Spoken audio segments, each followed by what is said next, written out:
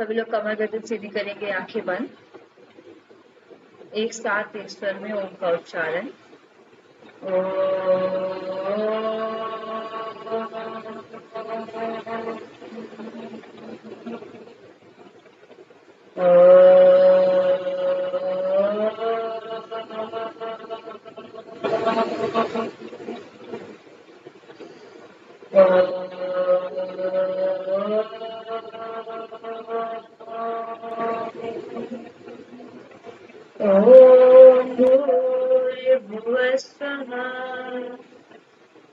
तत्सवितुर्वरेण्यं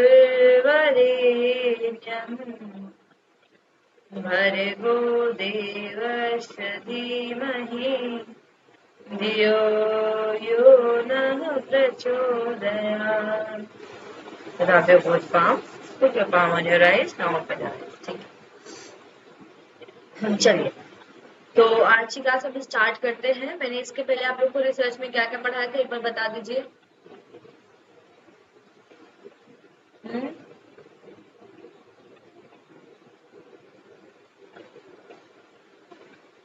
बताइए भाई क्या क्या हुआ है। मैम रिसर्च तो पॉजिटिविज्म और पॉजिटिविज्म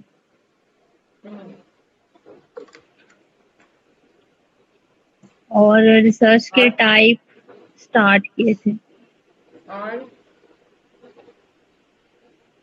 टाइप में कौन कौन से टाइप पढ़ लिए? मैम डिस्क्रिप्टिव टाइप, ये सब एक्स पोस्ट फैक्टो, ये सब एनालिटिक। ओके, चलिए आज हम दूसरा पढ़ने जा रहे हैं आगे, रिसर्च के टाइप्स। हाँ नहीं सब बताइएगा स्क्रीन प्रेजेंट हो रही है नहीं हो रही है स्क्रीन प्रेजेंट? हेलो हेलो,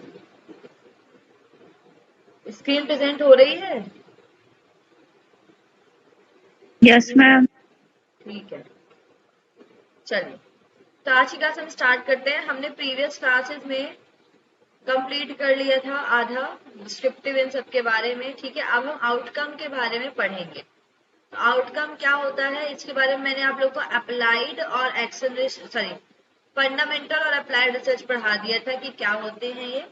अब हम पढ़ेंगे इसी में एक्शन रिसर्च की एक्शन रिसर्च क्या होती है। ठीक है, एक सेकेंड रुको।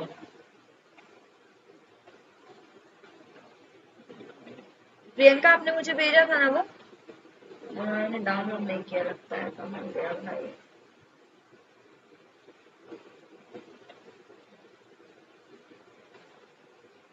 ये दिख रहा है आप लोगों को? बेसिक रिसर्च हिंदी में पढ़ाना था ना मुझे। स्क्रीन प्रेजेंट हो रही है? हेलो हेलो जी जी जी ठीक है, मैंने पिछले क्लास में आप लोग को इंग्लिश में पढ़ा दिया था क्या होता है। अभी हम थोड़ा हिंदी में पढ़ेंगे क्या होता है बेसिक रिसर्च। ठीक है, सबसे पहले हम बात करते हैं बेसिक फंडामेंटल, या जिसको हम मौलिक या प्राथमिक अनुसंधान बोलते हैं। यह मूलतः ज्ञान के वर्तमान संग्रह में वृद्धि करने के लिए, मतलब कि जो भी चीजें हमारे पास है उसमें हम और कैसे वृद्धि कर सकते हैं, हम क्या और नई अवधारणाएं डेवलप कर सकते हैं उसके बारे में। इससे सिद्धांतों और अवधारणाएं विकसित होती है। मतलब इससे सिद्धांत मतलब प्रिंसिपल बनते हैं और अप्रोचेस बनती हैं। हो सकता है कि वर्तमान में इनका कोई उपयोग ना, जैसे कि अब ग्रेविटी के बारे में उन्होंने बताया था। ठीक है, पहले की ग्रेविटी नाम की कोई चीज होती है, अगर हम उसका उपयोग नहीं भी कर रहे हैं, या कोई रिसर्च जिनका बहुत पहले काम हो गया, जैसे कि हमने तंत्र के बारे में पढ़ा था, तंत्र के बारे में उन्होंने डेवलप कर दिया, उसका काम भले वर्तमान में हो या ना हो, लेकिन वो नया था, हमारी नॉलेज को बढ़ाने के लिए था। ठीक है, यह अकादमिक दृष्टिकोण से ज्यादा महत्वपूर्ण होता है। ये बताओ आवाज आ रही है क्या मेरी? हेलो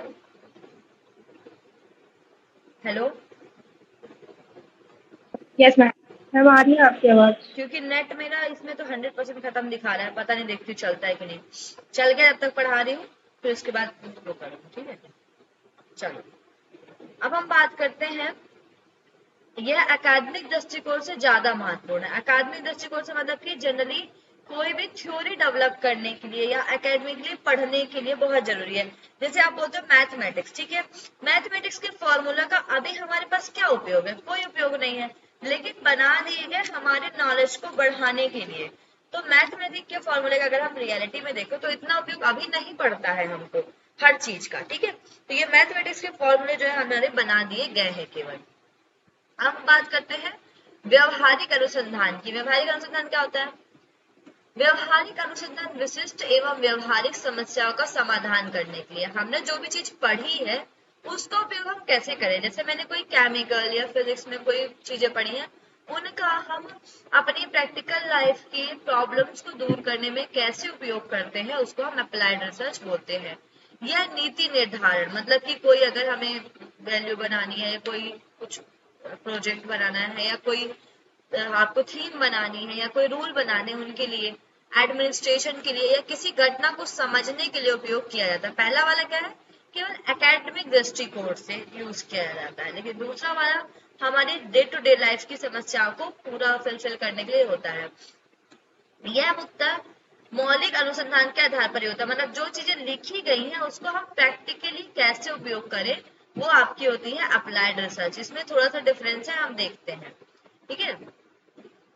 अप्लाइड रिसर्च क्या होता है आपका? सबसे पहले सॉरी, बेसिक रिसर्च, ये ज्ञान में वृद्धि करने के लिए होता है, या समाधान उन्मुख, मतलब कि ये केवल नॉलेज को बढ़ाता है और ये किसी प्रॉब्लम या समस्या को दूर करने के लिए होता है।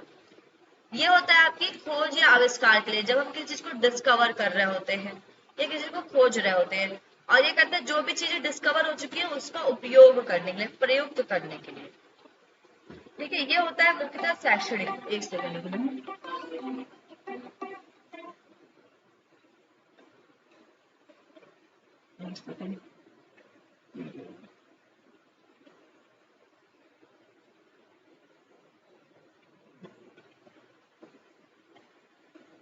ये होते हैं शैक्षणिक और ये वास्तविक स्थितियों में लागू होते हैं, ठीक है।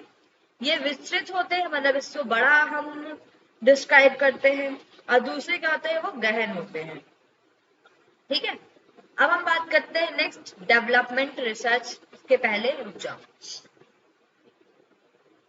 अब हम बात करते हैं आपके एक्शन रिसर्च या एजुकेशन। डेवलपमेंट रिसर्च एक नॉर्मल है।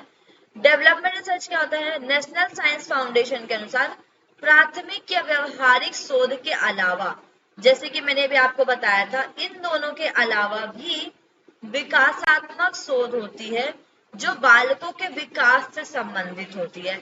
इसमें हम केवल बच्चों के डेवलपमेंट के बारे में बात करते हैं कि कैसे कैसे चाइल्ड का डेवलपमेंट होता है, ठीक है। अब आता है नेक्स्ट आपकी एक्शन रिसर्च एंड एजुकेशन, ठीक है। एक्शन रिसर्च से क्वेश्चन हर बार आता है, तो ये बहुत इंपॉर्टेंट रिसर्च है, आपको पढ़नी पड़ेगी, बहुत इंपॉर्टेंट है। एक्शन रिसर्च एंड एजुकेशन, पहला तो आपने देखो इसमें लिखा गया, इसमें बहुत बार प्रश्न पूछा भी गया है। इस पारिभाषिक शब्द का अर्थ उपयोग पहले कर्ट लेविन ने किया था 1940 में, ठीक है। इन्होंने परिभाषा बताई हैसले ने कि क्रियात्मक अनुसंधान वास्तविक संसार की कार्य पद्धति में हस्तक्षेप है, मतलब कि हम पहले वाले में क्या किए, बेसिक वाले में थ्योरी डेवलप कर रहे हैं, एक्शन अप्लाइड में क्या कर रहे हैं, चीजों को हम जो चीजें लिखी है उसको हम यहाँ पर अप्लाई करने की कोशिश करते हैं अप्लाइड में। लेकिन एक्शन रिसर्च में इन्हीं चीजों को किस एक्शन से, किस स्टेप से पूरा करना है वो पढ़ाया जाता है। और ये ऐसे हस्तक्षेप होते हैं जिसमें हम प्रभाव के बारे में उनकी गहन समीक्षा करते हैं। क्रियात्मक अनुसंधान स्वयं के व्यवहार में एक व्यवस्थित जांच है, मतलब हमने जो भी चीज देखा उसको व्यवस्थित रूप से करना एक्शन रिसर्च कहलाता है, ठीक है।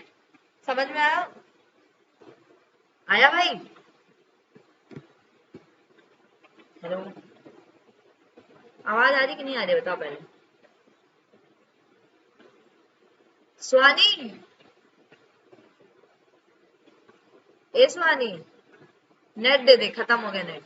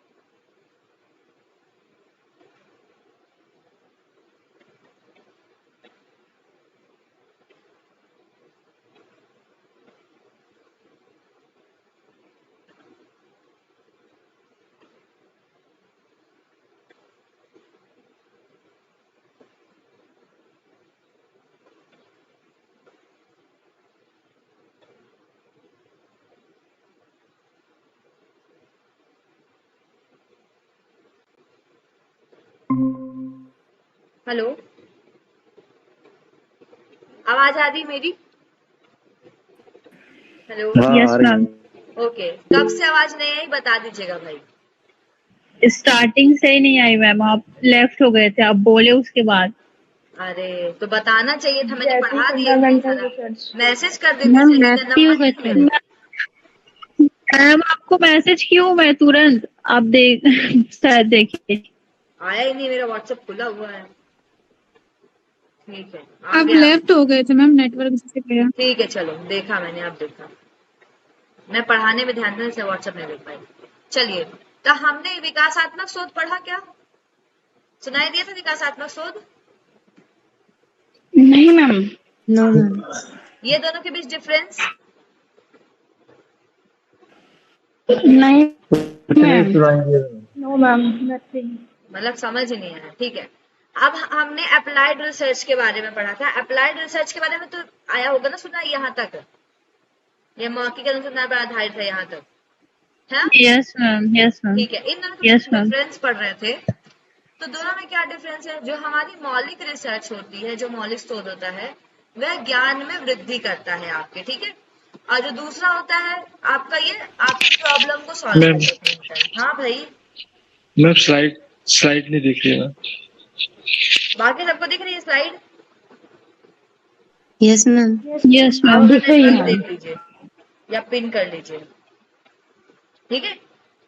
अब हम बात करते हैं दूसरा, ये ज्ञान में वृद्धि करता है। दूसरा वाला आपका समाधान होना, मतलब प्रॉब्लम को सॉल्व करने के लिए होता है। कपिल आप अपना नेटवर्क चेक कर लीजिए, नहीं तो पिन करिए, पिन नहीं हुआ होगा। अब आता है दूसरा, खोज या आविष्कार करवाता है। ये क्या करता है? जो भी आविष्कार हुए उसको हम कैसे उपयोग करते हैं। ये मेनली शैक्षणिक या एकेडमिक में यूज होता है, ये वास्तविक स्थितियों पर लागू होता है। ये आपका विस्तृत और गहन होता है। दूसरा वाला विस्तृत मतलब आपको चीजें एकदम बतानी फैला फैला के, इसमें क्या करना है? इसमें गहन छोटी चीजों को घुस घुस के करने का काम करना है। अब इन्होंने बताया, जो दूसरे नेशनल साइंस फाउंडेशन है हमारा, ठीक है, एनएसएफ, इनने बोला इन दोनों के अलावा भी हमारी एक रिसर्च होती है जिसको हम डेवलपमेंटल रिसर्च बोलते हैं, जिसका मेन काम होता है बालकों के विकास से संबंधित शोध करना, कि बच्चे का कैसे डेवलपमेंट होगा, ठीक है। अब हम बात करते हैं next, action research. Action research जो बहुत इंपॉर्टेंट है आपके लिए, ठीक है। एक्शन रिसर्च के बारे में कर्ट लेविन ने 1940 में बताया था। इसकी डेफिनेशन है कि हम जो भी चीज कर रहे हैं, पहला वाला क्या था हमारा? मौलिक रिसर्च था। मौलिक में कहता था चीजों का आविष्कार करना, नया बनाना, थ्योरी डेवलप करना। अप्लाइड में क्या हुआ? हमने जो चीज डेवलप की उसको अप्लाई करना ही, कैसे उसको उपयोग में लाना है।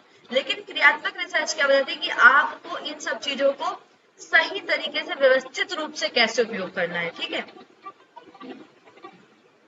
हेलो, क्लास चल रही है अभी, ये करती हूँ। अब आता है क्रियात्मक मतलब स्वयं के व्यवहार में एक व्यवस्थित जांच है। मतलब कि जो भी हम कर रहे हैं प्रैक्टिकल चीजें, उसमें व्यवस्थित रूप से जांच करना क्रियात्मक अनुसंधान कहलाता है, ठीक है। क्रियात्मक अनुसंधान का एक अनुसंधान के रूप में 3 स्थिति में उपयोग किया था। अगर ये एक अनुसंधान है तो इसको हम कैसे उपयोग करें? तो हमारे पास कभी भी कोई इमीडिएट प्रॉब्लम आती है, जैसे कि मान लो आप एक कंपनी में जॉब करते हो, ठीक है।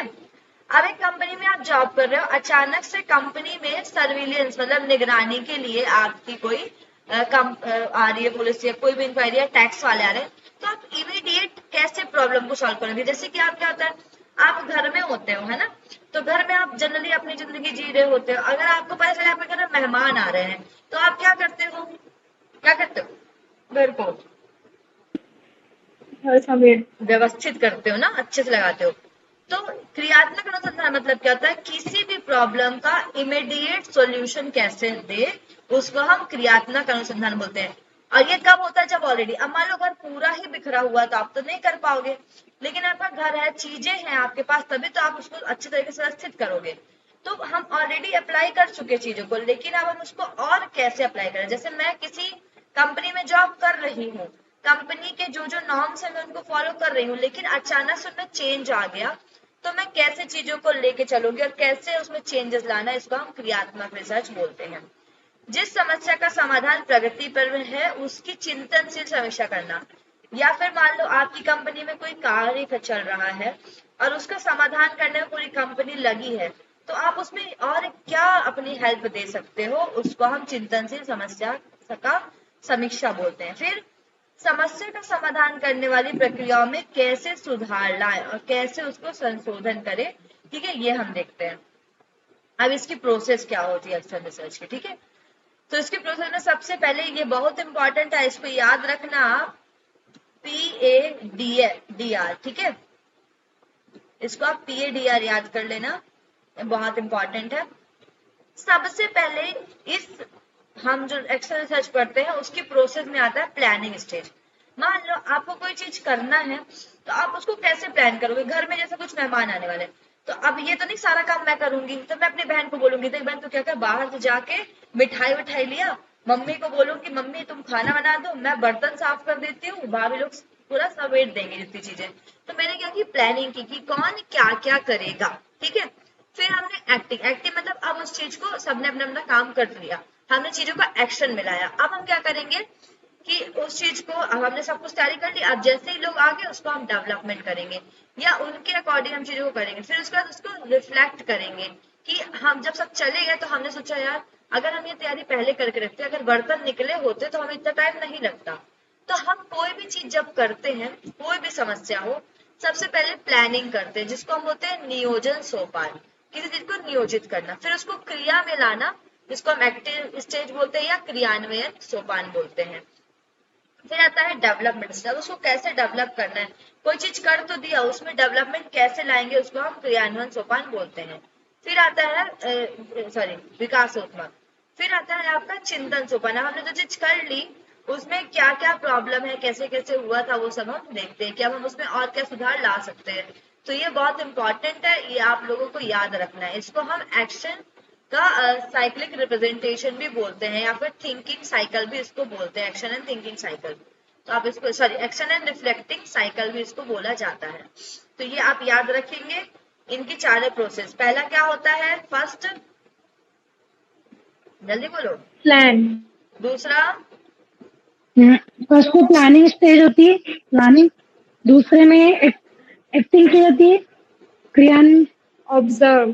क्रियात्मक क्रियान्वयन और क्रियान्वयन फिर विकास तीसरे को में, ऑब्जर्वेशन भी हाँ बोलते हैं, ऑब्जर्वेशन क्रियान्वयन। और रिफ्लेक्ट, ठीक है। अब आप इसी को इंग्लिश में फिर पढ़ेंगे क्या तीसरे क्या में होता है। डेवलपिंग करना कहते हैं, विकासोन्मुख। और चौथे में उसका ये चिंतन किया जाता है उसका भी। वेरी गुड, इसी को ही हम इंग्लिश में देख लेते हैं, ठीक है। एक्शन रिसर्च क्या होती है, it is the studies carried out in the course of an activity, ठीक है। और एक्यूपेशन, ये कहाँ पर यूज होता है, जनरली हम कोई एक्टिविटी या कोई ऑक्यूपेशन में इसका उपयोग किया जाता है। मेनली फील्ड ऑफ एजुकेशन में इसका उपयोग किया जाता है, जहां पर हमें अलग अलग चीजों के अकॉर्डिंग, जैसे नीति आयोग हुआ तो चीजें फ्रिक्वेंटली चेंज हो गई। तो एजुकेशन बैकग्राउंड में आप जहां भी रहो, चीजों के अकॉर्डिंग आपको तुरंत एक्शन लेने पड़ते हैं। अब जैसे सब जगह नेक विजिट कर रही है, तो सारी यूनिवर्सिटीज में क्या चल रहा है, अपना अपना उनका यूनिवर्सिटीज का पेंटिंग चल रहा है, पुताई चल रहा है, कैसे कैसे नेक को रिपोर्ट देनी है, 5 साल की रिपोर्ट, ये सारी चीजें चल रही है। अब हमने नेक की रिपोर्ट बनाई इस बार, अब हम क्या करेंगे अगले बार की, देखेंगे कि भाई जो रिपोर्ट है, जो भी चीज हमारा था वो सही है या नहीं है, हम फिर दोबारा उसके लिए प्रैक्टिस करेंगे। तो ये क्या होता है, generally field of education use किया जाता है to improve the method and approach to those involve, कि जो भी चीजें की गई थी उन्हें हम कैसे और सही तरीके से कर सकते हैं। This type of research has the greatest potential, इस टाइप की रिसर्च में एक द ग्रेटेस्ट पोटेंशियल होता है for ensuring the improvement of professional as well as work situation, ठीक है। ये इसमें जनरल रिसर्च में इसको चीजों को वर्क में अच्छा प्रोफेशनल इंकरेजमेंट लाने के लिए, इम्प्रूवमेंट लाने के लिए इसको उपयोग करते हैं। इसके कुछ स्टेप्स होते हैं। सबसे पहले मैंने बताया आपको ऑलरेडी, इसको हम डेवलपमेंट को ऑब्जर्व भी बोलते हैं, तो आप इसको PAOR या PADOR भी याद कर सकते हो। तो डेवलपमेंट भी याद रखना और ऑब्जर्वेशन भी याद रखना, इंग्लिश वाले। हिंदी वालों की तो विकास ही है, या फिर अवलोकन आ जाएगा, इससे भी।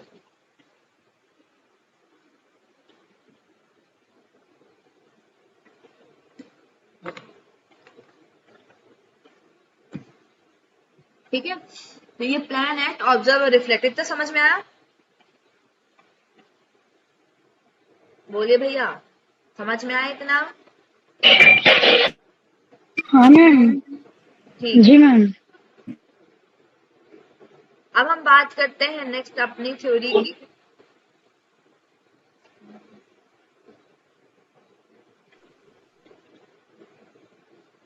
कहाँ चला गया वो ऑब्जेक्टिव के आधार पर।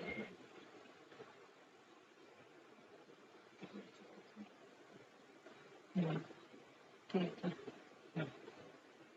अब हम बात करते हैं सबसे पहले on the basis of idea and concept. Idea and concept के अकॉर्डिंग कैसे कैसे होती है आपकी, ठीक है। तो सबसे पहले हम बात करते हैं on the basis of idea and concept. Conceptual और इंपीरिकल रिसर्च आपकी होती है। कंसेप्चुअल क्या होती है? जो कॉन्सेप्ट बेस होती है।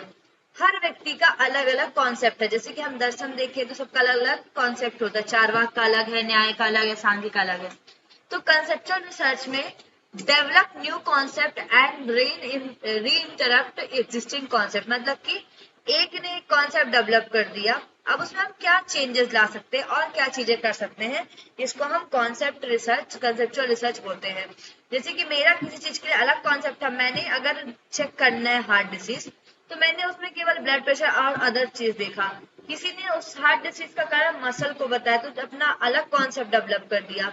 तो कंसेप्चुअल रिसर्च मतलब क्या होती है? एक कॉन्सेप्ट किसी चीज के डेवलप था, उसमें नया हम क्या और डेवलप कर सकते हैं एग्जिस्टिंग कॉन्सेप्ट में, इसको हम कंसेप्चुअल रिसर्च बोलते हैं। और ये हर व्यक्ति की अलग अलग होती है। इसको जनरली दार्शनिक लोग करते थे, जैसे कि न्याय दर्शन है, उन्होंने अपने अलग तत्व माने, ठीक है। सांख्य दर्शन ने 25 तत्व मान लिए, ठीक है। योग ने 26 तत्व मान लिए। तो इस तरीके से उन्होंने एक एक तरीके करके अपना अपना कॉन्सेप्ट डेवलप कर दिया, ठीक है। अब चलिए ठीक है, अब हम बात करते हैं नेक्स्ट एम्पिरिकल रिसर्च की। एम्पिरिकल मतलब अनुभव के आधार पर।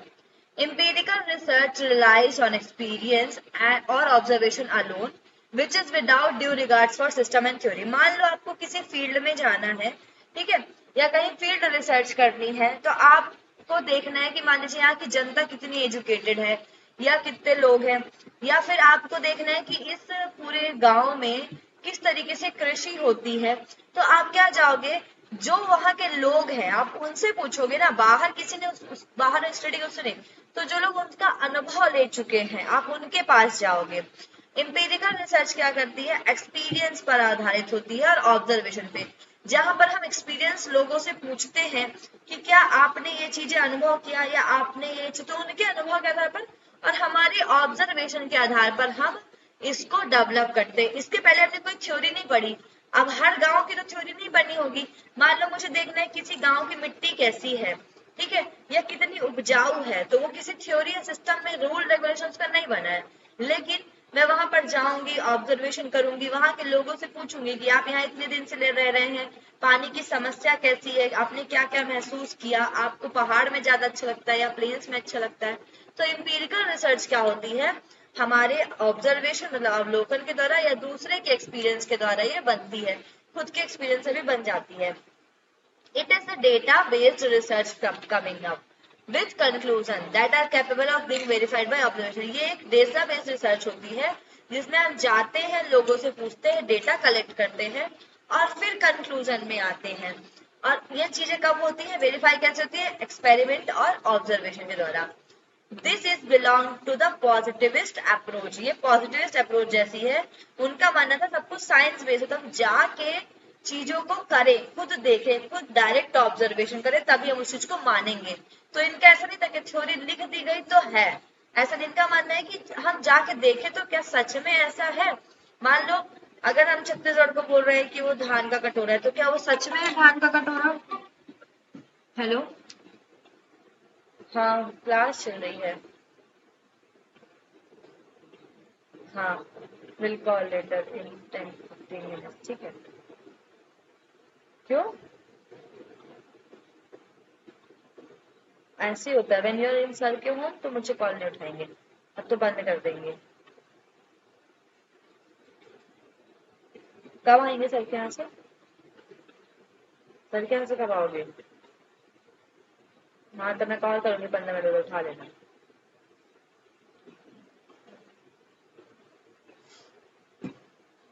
हेलो, ठीक है, इतना समझ में आया। अब इसको हम थोड़ा हिंदी में पढ़ लेते हैं क्या है भाई।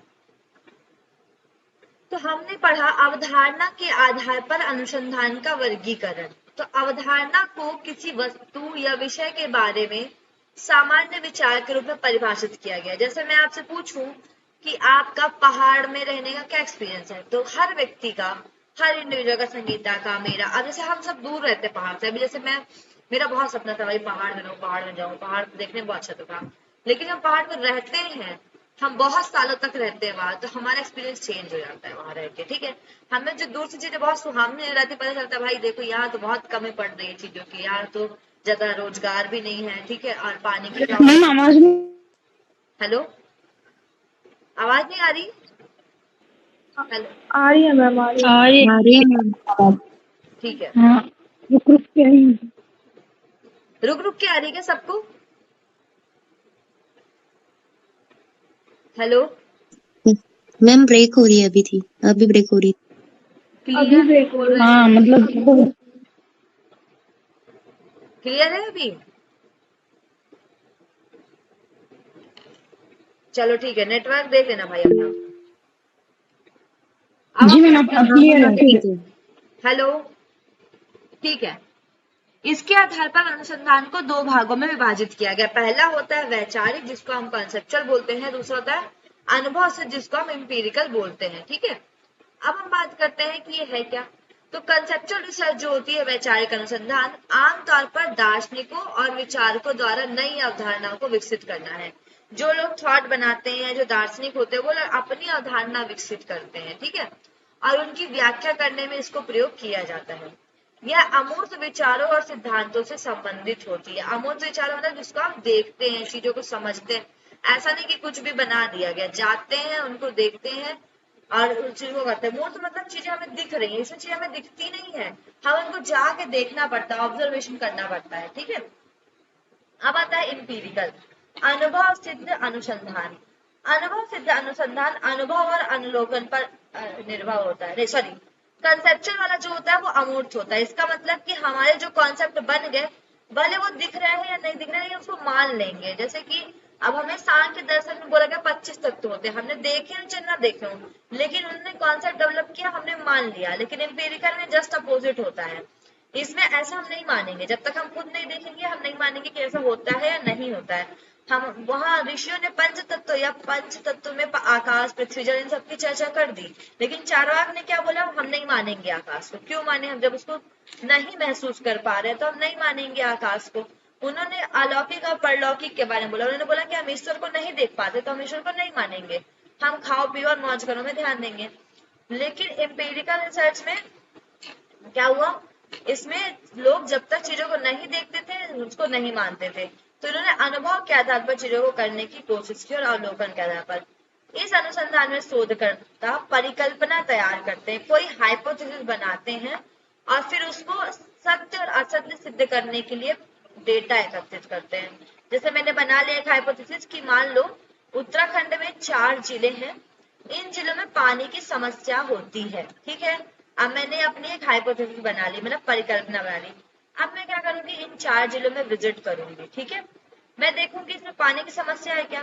तो मान लो इसमें 50% है, इसमें 80% है, इसमें 90% है और इसमें भी 90% है। तो अप्रोक्स मुझे मिला कि यहाँ सभी जगह प्रॉब्लम है ही है। तो मेरी अवधारणा क्या हुई कि सिद्ध हुई कि उत्तराखंड के मैक्सिमम क्षेत्र पे क्या है, पानी की समस्याएं हैं। ठीक है, भले नदियों को पानी बह रहा है, अभी देख रहे हो कितना बाढ़ आ रहा है, लेकिन वैसे पानी पीने की बहुत समस्याएं होती कहीं कहीं पर। ठीक है, तो ये सत्य असत्य सिद्ध करने के लिए डेटा एकत्रित करते हैं, जब तक जाके देखते नहीं है होता तो पहले डेटा एकत्रित करते हैं फिर उसके बाद करते हैं। ठीक, अब इसमें क्या होता है, शोधकर्ता का तथ्यों पर नियंत्रण होता है। ठीक है, जो शोधकर्ता होता है वो किसी भी फैक्ट पर अपना कंट्रोल कर सकता है, चीजों को अपने अकॉर्डिंग मैनिपुलेशन या चीजों को समझ सकता है। वो समझ में आया भाई इतना? हेलो, हाँ मैडम।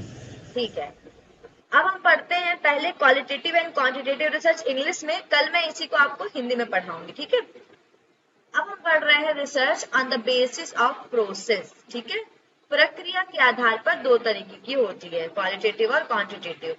क्वांटिटेटिव मतलब मात्रात्मक रिसर्च, क्वालिटेटिव मतलब गुणात्मक रिसर्च। मात्रात्मक रिसर्च क्या होती है? ये नंबर्स और स्टैटिस्टिक्स से डील करती है। इसमें न्यूमेरिकल होते हैं, इसमें हमारे पास डेटा जो होता है वो नंबर के फॉर्म में होता है। हम उसमें मैथमेटिकल स्टैट्स इन सब के फॉर्मूले लगा के उसको सॉल्व करने की कोशिश करते हैं। इसमें जो भी हमने हाइपोथेसिस बनाई है, जैसे मैंने अभी आपको बोला हाइपोथेसिस है एक कि यहाँ पर उत्तराखंड के 4 जिलों में पानी का लेवल कम है, ठीक है। तो मैंने यहाँ पर अभी क्या किया, केवल लोगों से जाके पूछा कि क्या आपको लगता है कि पानी का लेवल कम है या नहीं, तो मैंने पूछ लिया। लेकिन मैं जाऊंगी वहां पर, इंस्ट्रूमेंट लगाऊंगी, फिर देखूंगी कि सच में लेवल है कि नहीं है, फिर इंस्ट्रूमेंट में फॉर्मूला लगाऊंगी, फिर इन चारों जगह का एवरेज निकालूंगी, इनका मीन निकालूंगी, एसडी निकालूंगी, फिर मुझे पता चलेगा मीन से कि ग्राफ तो बहुत ऊपर जा रहा है, मतलब पानी की समस्याएं हैं यहाँ पर, ठीक है। तो मैंने क्या किया, यहाँ पर सारे फॉर्मूलेज उपयोग किए। तो इसमें क्या होता है, quantitative method allows you to test a hypothesis by systematically collecting and analysing data, कि हमने जो डेटा सिस्टमेटिकली कलेक्ट किया, एनालाइज किया, उसको हम किस तरीके से सिस्टमेटिकली उसका नंबर के द्वारा, फॉर्मूले के द्वारा उसको कर पाए। और मैंने आपको बोला था जहां पर भी क्वांटिटेटिव आएगा वो होगी आपकी कौन सी रिसर्च, डिडक्टिव। डिडक्टिव ज्यादा, जहां पर भी साइंटिफिक चीजें आती हैं ज्यादा, वो डिडक्टिव रिसर्च होती है। और जहां पर थोड़ा साइंटिफिक लेस साइंटिफिक होती है वो कौन सी होती है, जल्दी बताओ। इंडक्टिव। ठीक है। और क्वांटिटेटिव हो गया आपका, स्ट्रक्चर्ड हो गया, कंट्रोल्ड हो गया, और डिडक्टिव। ये क्या है आपका, सारा एक जैसा साइंटिफिक है थोड़ा। और जो less scientific that is qualitative हो गया, इंडक्टिव हो गया, ठीक है, ये अच्छे थे। तो इसमें क्या बोला गया, it is similar to deductive research, it is also known as linear research. इसका एक ही फ्लो जाता है, या तो रिसर्च सिद्ध करेगी या नहीं करेगी, ये एक ही फ्लो में चलते रहती है। इसके स्टेप होते हैं, सबसे पहले स्टार्टिंग अ टेस्टेबल हाइपोथेसिस, मतलब कि कोई भी हाइपोथेसिस को हम टेस्ट करते हैं। तो जब भी आप कोई रिसर्च करोगे ना, कभी भी कोई भी रिसर्च करो, तो स्टार्टिंग की जो स्टेप्स होती है, जैसे कि लिटरेचर रिव्यू लिखना हो गया, इंट्रोडक्शन हो गया, वेरिएबल लिखना हो गया, ये सब क्या होते हैं, ये क्वालिटेटिव होते हैं। और जैसे ही जहां से आपका मैथमेटिक्स स्टार्ट होता है, जैसे कि जब हमने हाइपोथेसिस बना ली, 2 जगह हाइपोथेसिस यूज होती है, जब मैं स्टेप पढ़ाऊंगा समझ में आएगा। एक तो रिसर्च के 3rd स्टेप में, एक 6th या 7th स्टेप में। यहाँ पर जो हाइपोथेसिस होती है, मैंने मान लो कि स्टेटमेंट दे दिया कि योग कपालभाति करने से ब्लड प्रेशर बढ़ता है, मैंने एक हाइपोथेसिस दे दी।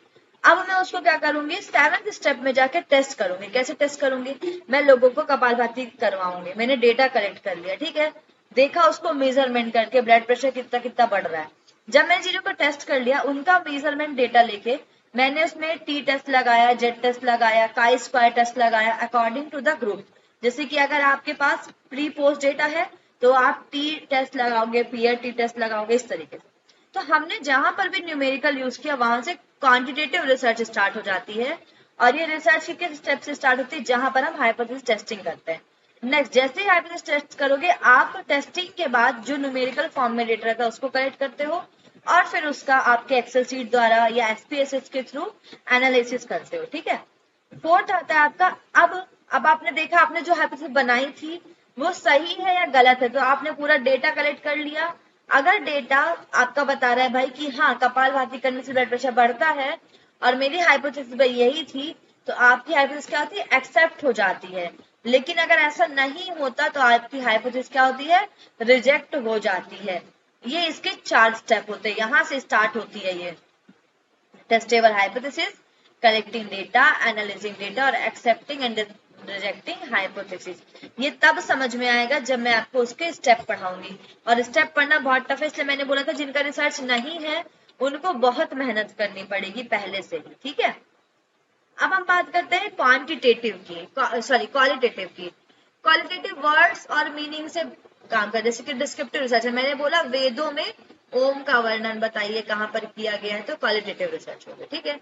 ये क्या करता है, हमें आइडिया को एक्सप्लोर करता था। वेद में मान लो मुझे एक उपनिषद में पता है, जैसे मांडुक्य हो गया, मुंडक हो गया, इन सब में मुझे पता है कि ओम के बने हुए। वेद में कहाँ पर है भाई, कहाँ बताया गया, तो मैं वेदों को एक्सप्लोर करती हूँ, एक्सपीरियंस को डेप्थ में पढ़ने की कोशिश करती हूँ। तो क्वालिटेटिव मेथड क्या करता है, अलाउ करता है to explore ideas and experience in depth, आपको एक्सपीरियंस और आइडिया देता है। This is basically inductive in nature. The researcher starts with tentative idea and question, tentative मतलब जिसको हम चेंज कर सकते हैं आगे, मतलब और this question become more specific with progress in research. जैसे जैसे हमने कोई भी, जैसे आपका एग्जाम की डेट आती है तो उसमें लिखा था टेंटेटिव डेट, क्योंकि नहीं पता होता, चेंज भी हो सकता है उसमें, ठीक है। लेकिन आपके जो नॉर्मल एग्जाम होता है टेस्ट तो उसका डेट ऐसे नहीं होता, आप फिक्स कर देते हो। तो इसमें जब आप रिसर्च करते हो तो इसमें भी आपकी चीजें टेंटेटिव रहती हैं। ये आपके जो कंटेंट होते हैं रिसर्च के करते करते प्रोग्रेस में आपको समझ में आने लग जाते हैं। Thus, the qualitative research one start with observation, ये स्टार्ट होती है ऑब्जर्वेशन से, चीजों को देखने से, टटोलने से, और फिर थ्योरी पे जाके, ये मैंने वेद में पढ़ लिया कि ओम का वर्णन कहाँ कहाँ है, अब मैंने अपना एक अलग से थ्योरी डेवलप कर दी कि ओम का उच्चारण इस तरीके से हुआ, तो ये ऑब्जर्वेशन से स्टार्ट होके थ्योरी में कंप्लीट होती है। और क्वांटिटेटिव क्या होती है, थ्योरी से स्टार्ट होके प्रैक्टिकल में, ऑब्जर्वेशन में जाती है वो, ठीक है। अभी जब हम पढ़ेंगे इंडक्टिव तब आपको समझ में आएगा। इसके अलग अलग टाइप हैं। सबसे पहले होता है in depth interview. In depth interview में किसी भी व्यक्ति का साक्षात्कार होता है, लोग बैठे होते हैं आमने सामने, और उसमें एक व्यक्ति, एक टीचर या काउंसलर होता है, उससे हर एक चीज पूछता है कि आप, ये मेनली केस स्टडी का होता है कि आप कहाँ से आए, आपका फैमिली बैकग्राउंड क्या है, हेल्थ का वो क्या है, इस तरीके से होता है इन डेप्थ इंटरव्यू। ये पहला है क्वालिटेटिव रिसर्च। दूसरी है फोकस ग्रुप। फोकस ग्रुप में क्या होता है, सब्जेक्ट मैटर, मान लो आप योग के हो तो योग के एक्सपर्ट्स आते हैं आपके सामने, आप कोई रिसर्च कर रहे हो तो योग के एक्सपर्ट आएंगे और आपसे कुछ क्वेश्चन करेंगे या आप उनसे कोई क्वेश्चन करोगे अपने रिसर्च प्रॉब्लम को सॉल्व करने के लिए, तो ये इसको हम फोकस ग्रुप बोलते हैं। इसमें एक स्पेसिफिक ग्रुप होता है एक्सपर्ट का, वो आता है आपसे क्वेश्चन आंसर करता है। तो subject matter expert ask question to solve research problem, ये आपसे क्वेश्चन आंसर करते हैं, जैसे आप जनरली वाइवा बोलते हो, फोकस ग्रुप होता है कि ये इसी ग्रुप पे फोकस होगा, ये एक्सपर्ट इसी के लिए बने हैं, ठीक है। नेक्स्ट होता है नरेटिव। नरेटिव रिसर्च का एग्जांपल है लिटरेचर रिव्यू। किसी भी चीज को, घटना को, जो चीज पहले हो चुकी है उसको हम अपने अकॉर्डिंग कैसे लिखते हैं, उसको हम नरेटिव रिव्यू बोलते हैं। ये इसको हम लिटरेचर रिव्यू बोलते हैं। मान लो लिटरेचर रिव्यू मतलब मैं जो रिसर्च करने जाती हूँ, जैसे मैंने देखा कि वेद में ओम का उच्चारण कहाँ कहाँ किया गया है, ठीक है, तो मैं क्या करूंगी, जितने लोगों ने इन पे रिसर्च किए पहले खोजूंगी उनको। तो मैंने अगर मान लो 2020 में मुझे कोई मिले, कोई 2022 में, 15 में, 16 में, तो सबने अपने अकॉर्डिंग जो दिया मैं लिखती चली गई। इंट्रोडक्शन में मैंने एक ईयर का लिखा, फिर उसका इस तरीके से, इसको हम बोलते हैं नरेटिव रिसर्च। जो भी चीजें पहले बोली जा चुकी है उसको कथा के रूप में आप लिख दो, नरेट कर दो, उसको एक कहानी बना दो, स्टोरी बना दो, या उसको हम जनरली इस पे रिसर्च पेपर पब्लिश होते हैं, इसको हम नरेटिव रिसर्च बोलते हैं, ठीक है, कथनात्मक रिसर्च जिसे बोला जाता है। फिर आता है फिनोमोलॉजी, घटना के आधार पर, ठीक है। ये कैसा होता है, व्यक्ति अगर कहीं गया और उसका कुछ घटना हो गई, जैसे कि अभी बाढ़ चल रहा है, तो जो जहां पर होता है वो उसको कैसे एक्सप्लेन करता है, उसको हम फिनोमोलॉजी बोलते हैं।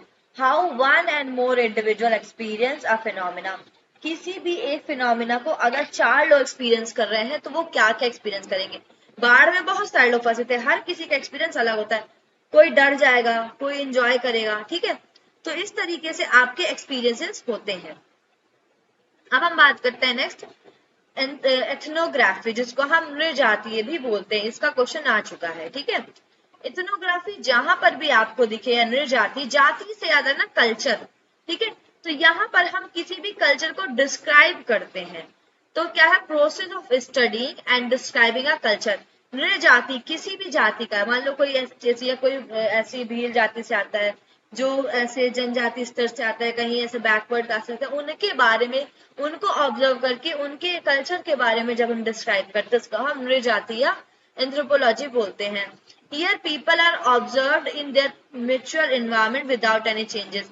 हम एक रिसर्चर के रूप में जाते हैं, उनमें कोई चेंज नहीं करते, वो अपनी जिंदगी जैसे जी रहे हैं उनकी जिंदगी को वैसे ही आपको लिखना है कि भाई जनजाति वाले लोग हैं, ये सुबह सुबह शिकार करने जाते हैं, शिकारी लोग को खाते हैं, ये जनरली यूज करते हैं नृत्य करना, अपने गले में पूरा टैटू बना के रखते हैं, लकड़ी उपड़ी छिदा के रखते हैं। तो आप क्या करते हो, उनके बारे में डिस्क्राइब कर रहे हो बिना कुछ चेंजेस लाए। उनको पता भी नहीं होता कि आप उनके ऊपर रिसर्च करने आए हो, आप आराम से उनको देखते हो, चीजों को रिसर्च करते हो, उनके कल्चर के बारे में देखते हो कि वो पानी को क्या बोलते हैं, उनके में त्योहार कैसे कैसे होते हैं, इसको हम एथनोग्राफी बोलते हैं। ये जनरली फॉरेन के लोग इंडिया में आके बहुत करते हैं, ठीक है, इंडिया के कल्चर को पढ़ते हैं कि क्या है यहाँ का।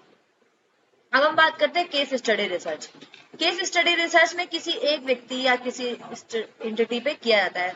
Mostly used in study and organisation और एन एंटिटी, मतलब किसी एक व्यक्ति पर या किसी एक ऑर्गेनाइजेशन पर उसका पूरा कि वो कैसे बना, कब आया, किसने स्टैब्लिश किया, कितने एम्प्लॉयज हैं, कब से चल रहा है, कितना इसका मार्केटिंग लेवल है, सब कुछ लिखना केस स्टडी कहलाता है आपका। ठीक है, ये किसी इंडिविजुअल पे भी हो सकता है और आपका किसी ऑर्गेनाइजेशन पे भी हो सकता है। अब आता है कंटेंट एनालिसिस, इसको हम टेक्स्ट एनालिसिस भी बोलते हैं। इसमें कहता है ये सोशल लाइफ बाय डिकोडिंग, कि व्यक्ति की सोशल लाइफ कैसे है उसको दूसरे शब्द में लिखना। आप लोगों ने देखा होगा कंटेंट क्रिएटर की बहुत जॉब आती है, वो क्या करते हैं वही चीज है लेकिन उसको आप कितने अच्छे से लिख पा रहे हो एक अच्छे फॉर्म में। आप वीडियो सब बनाते होंगे रील्स, लेकिन हम उनकी वीडियो पे ज्यादा व्यूज देखते हैं जो ज्यादा अच्छा बनाते हैं। तो आप कैसे कंटेंट को एनालाइज करके उसमें कैसे टेक्स्ट को डालते हो, कैसे उसका विजुअलाइजेशन करते हो। लेकिन अभी हम रिसर्च करें तो रिसर्च में वीडियो तो डालेंगे नहीं, तो हम डॉक्यूमेंटेशन बनाते हैं। ठीक है, तो जो ऑलरेडी डॉक्यूमेंटेशन चीजें हैं हमारे पास बनी हुई है उसमें हम और क्या वर्ड यूज कर सकते हैं और क्या टेक्स्ट यूज कर सकते हैं, इसको हम कंटेंट एनालिसिस बोलते हैं। जैसे मैंने पतंजलि औषध पतंजलि ने दिया, ठीक है, उन्होंने लिख दिया सूत्र सूत्र, उसका हिंदी डिस्क्रिप्शन गोरखपुर वाले में लिखा हुआ थोड़ा थोड़ा। अब पारणी जी ने क्या किया, उसको और बड़ा किया, एलेबोरेट कर दिया। तो उन्होंने क्या किया, कंटेंट को एनालिसिस कर दिया। अब आप ये देखोगे ये वाली बुक जो पतंजलि औषध की, उसमें चित्त भूमिकाएं नहीं बताई गई हैं, लेकिन पारणी ने चित्त भूमिका बताई है हमको।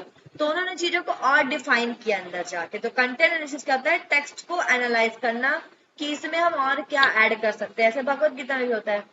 अब आता है 8 ग्राउंडेड थ्योरी। ग्राउंडेड थ्योरी क्या है, it is a qualitative approach to generate and develop a theory from data that the researcher collect. Grounded मतलब किसी भी चीज को, किसी भी थ्योरी को हम जनरेट करने के लिए एकदम उसके बेस तक जाते हैं। It is a qualitative approach to generate and develop a theory from data that the researcher collect. जो भी डेटा उसने कलेक्ट किया है उस डेटा को अब आप अच्छे तरीके से वन बाय वन कैसे लगा रहे हैं उसको हम ग्राउंडेड थ्योरी बोलते हैं। इतना समझ में आया क्या? पहले हम इसको हिंदी में पढ़ेंगे, ठीक है? Yes ma'am. चलिए, तो आज यहीं तक हम कंप्लीट करते हैं। कमर गर्दन सीधी आंखें बंद। ओम शांति शांति शांति। Rub your both palms, put your palm on your eyes now open. You all can left now.